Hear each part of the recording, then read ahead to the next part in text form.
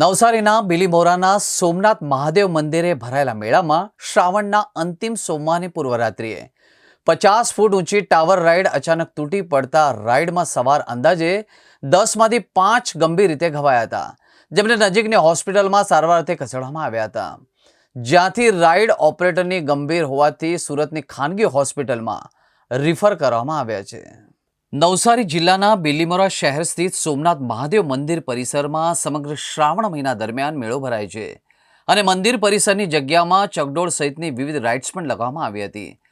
ભગવાન સોમનાથના દર્શને આવતા લાખો શ્રદ્ધાળુઓ આ મેળામાં ફરીને મનોરંજન પણ લે છે।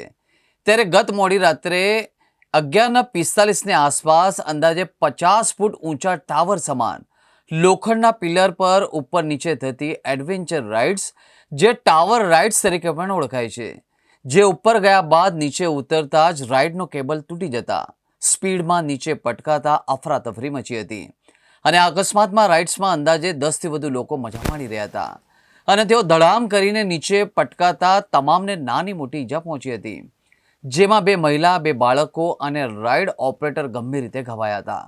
તેમને તાત્કાલિક નજીકની ખાનગી હોસ્પિટલમાં ખસેડવામાં આવ્યા હતા।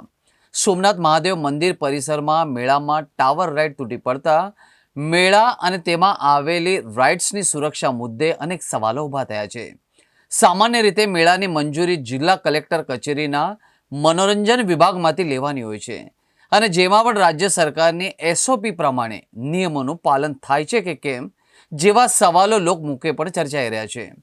ત્યારે નિયમોનું પાલન થયું કે રાઇડ્સનો યોગ્ય ચકાસણી કર્યા બાદ શરૂ કરવામાં આવી કે પછી નિયમો નેવે મૂકીને રાઇડ્સ ચાલતી હોય, એ તમામ મુદ્દે તપાસ વહીવટી વિભાગ દ્વારા કરવામાં આવે એવી લાગણી પ્રવર્તી રહી છે।